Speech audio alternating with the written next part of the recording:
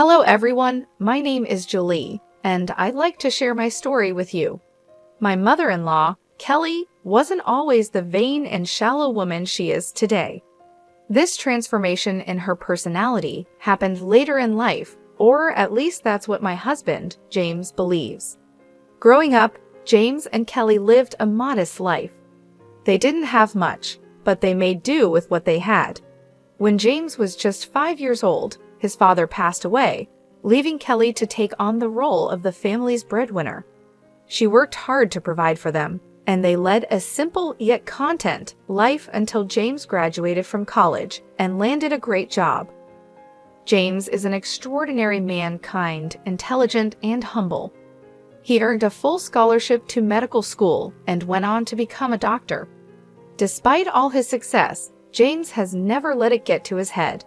However, things began to change for Kelly as she started seeking a more luxurious lifestyle. I should mention that I don't have a job, and there are personal reasons for that, which I'll discuss later. But just because I'm not employed doesn't mean I'm poor or dependent on others. Unfortunately, when Kelly and I first met, she misjudged me.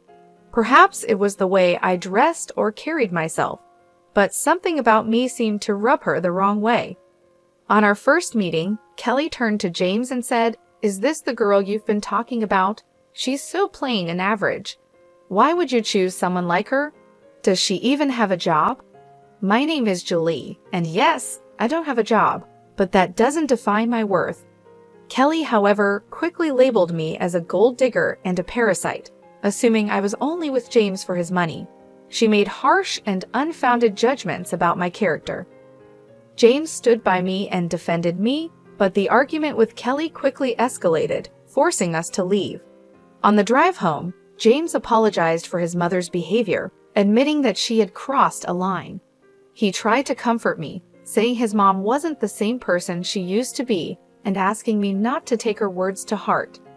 Despite his reassurance, I couldn't shake the feeling that being around Kelly would be difficult.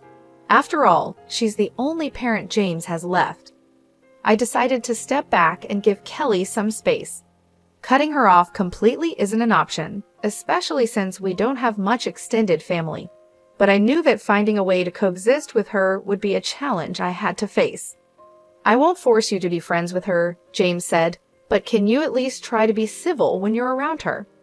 "I can be respectful towards your mom, James, but I doubt she'll do the same for me," I replied, feeling a mix of frustration and concern. "Don't worry, Julie," he reassured me. "I'll make sure she doesn't cross the line. If things get out of hand, we can talk about reducing contact. I love my mom, but I love you too, and I won't let her harass you for no reason." Despite James's assurances, I still felt uneasy about my relationship with Kelly. Even though James promised to stand up for me, I couldn't shake the feeling that things wouldn't be so simple. James and I got married 2 years after we started dating. Due to financial constraints, we opted for a small court wedding. At the time, James was sending a significant amount of money to Kelly every month, claiming it was for emergencies.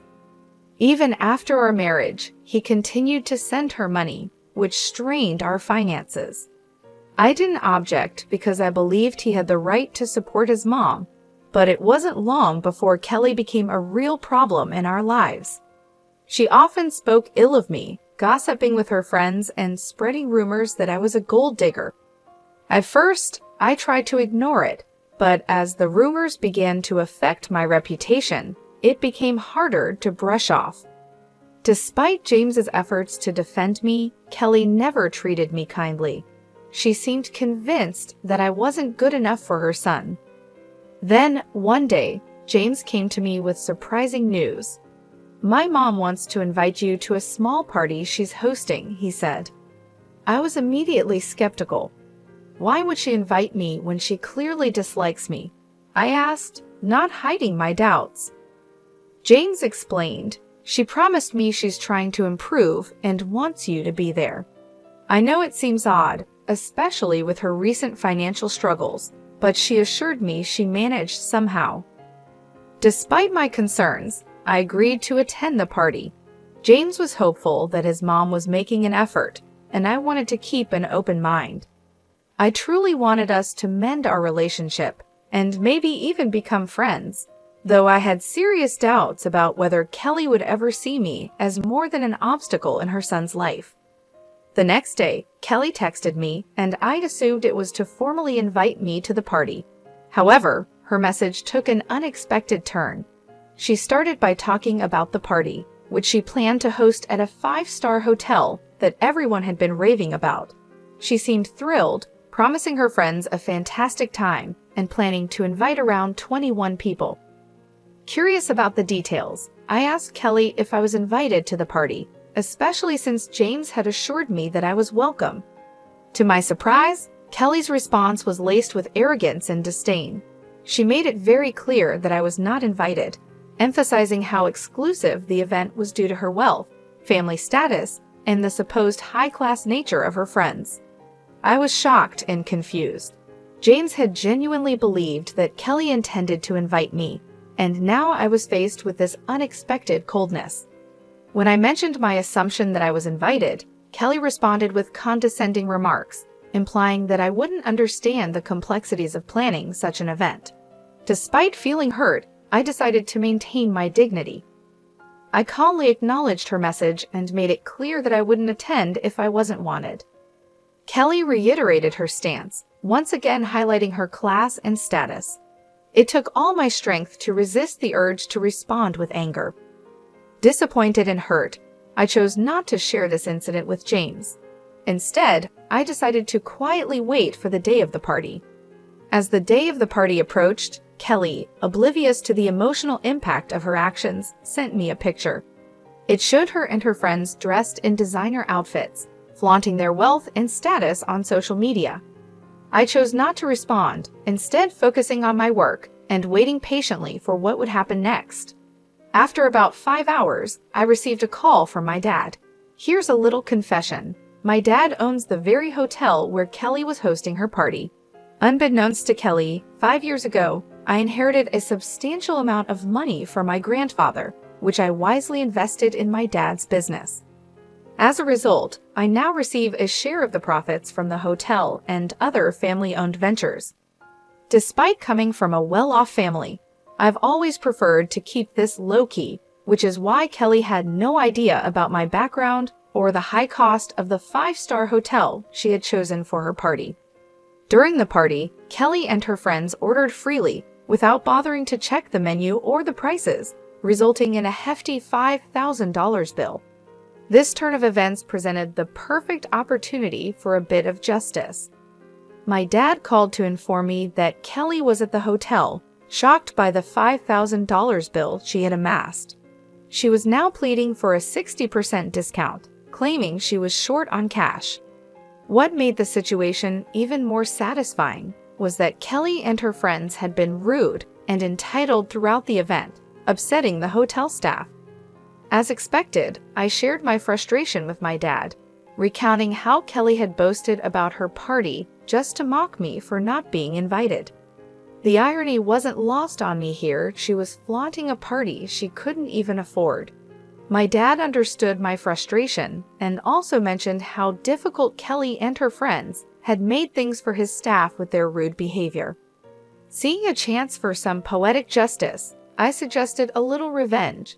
I proposed that Kelly and her friends should be made to wash the dishes, clean the entire kitchen, and mop the floors as a consequence of their insulting behavior.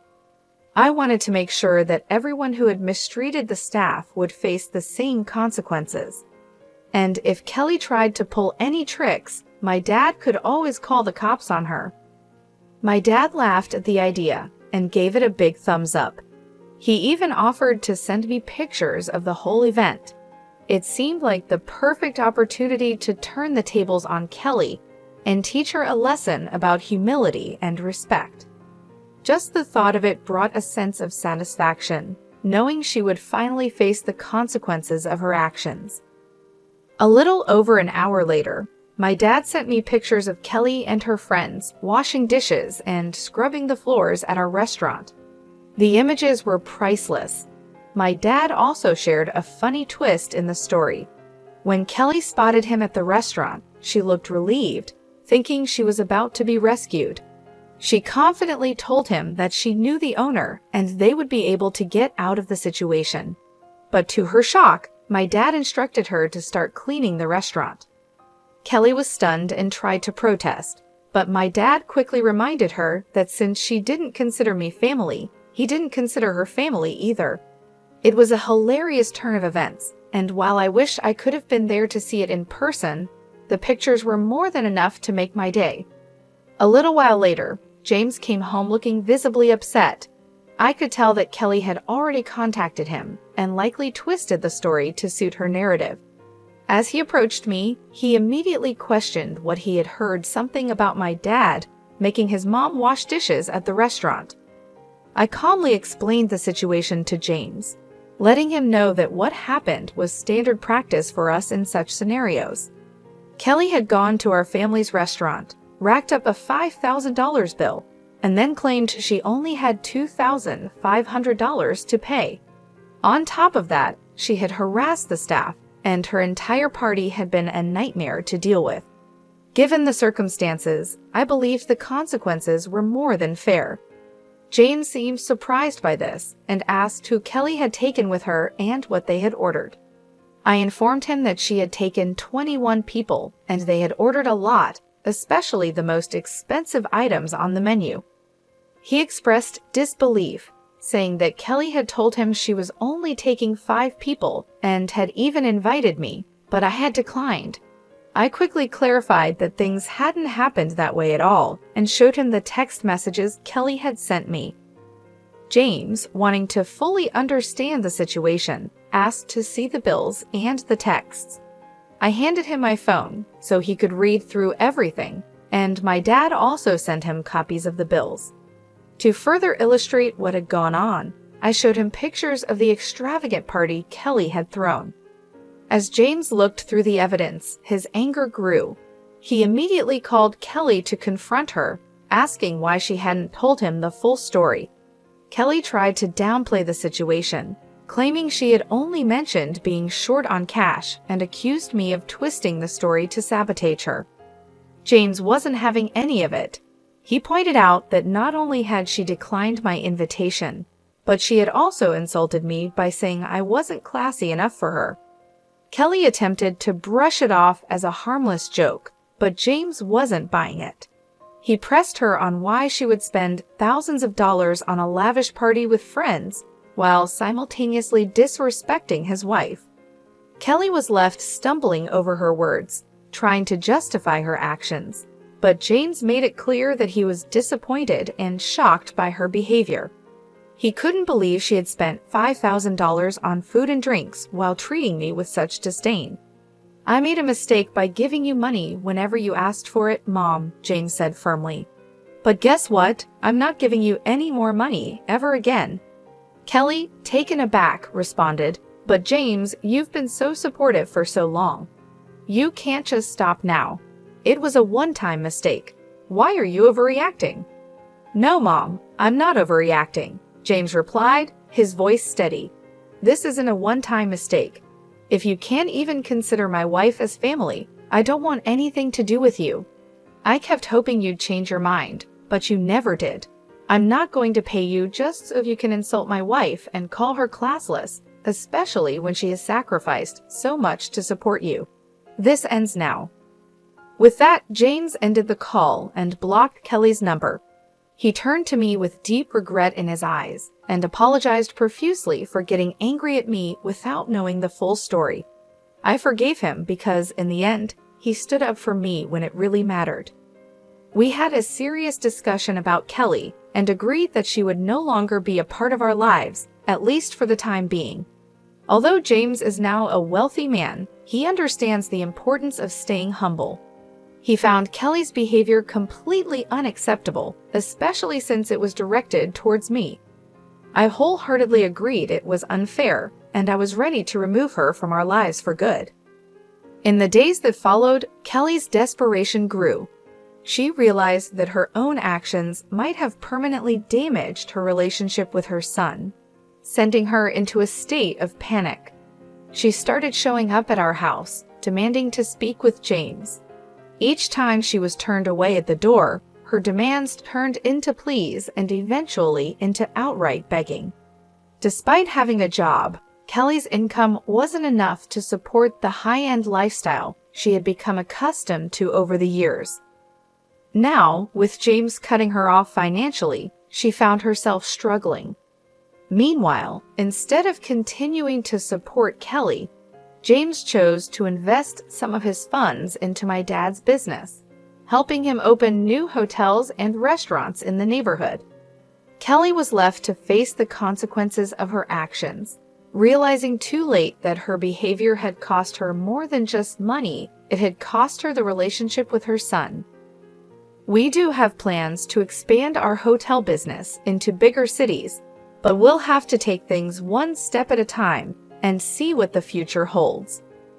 There's a lot to consider when making such a big move, and we want to make sure everything is done right. Since James stopped sending money to Kelly, her life has taken a significant turn. She was used to living a much more comfortable and extravagant lifestyle, but now things have changed dramatically for her. Without the financial support from James, Kelly found it increasingly difficult to maintain her rented condo. The bills started piling up, and she quickly realized that her own income wasn't enough to cover the high costs she was used to. After struggling to make ends meet, she finally decided to end her lease and move into a much smaller one-bedroom apartment. Now, after paying all her bills, she barely has any money left for anything extra. The luxuries she once took for granted are no longer within her reach. We know all of this because Kelly makes sure to keep us informed through emails, of course. She still tries to downplay her past behavior, acting as though we're the ones overreacting and that she's done nothing wrong. But the reality is clear. Her actions have led to this situation, and as a result, she'll be out of our lives for the foreseeable future. Just a month ago, I discovered that I'm pregnant, and James and I couldn't be happier. This news has brought so much joy into our lives, and we're completely focused on preparing for the arrival of our little one. We've been busy planning every detail, from setting up the nursery to making sure we have everything we need for when the baby comes. It's an exciting and busy time, but we wouldn't have it any other way. Honestly, I'm relieved that our child won't be exposed to the kind of negativity and shallowness that Kelly represents. As we prepare to welcome our baby into the world, I'm determined to protect our child from any harmful influences, especially from someone who has shown such little regard for others. If the time ever comes when Kelly tries to be a part of our child's life, I'll make sure she doesn't have the opportunity to fill our child's head with any nonsense or negativity. For now, we're focusing on being the best parents we can be and ensuring that our child is born into a loving and supportive environment. We're hoping for a healthy, happy baby, and we're grateful for all the blessings we've received. As we embark on this new chapter in our lives, we kindly ask for your well wishes and support as we prepare to welcome our little one into the world.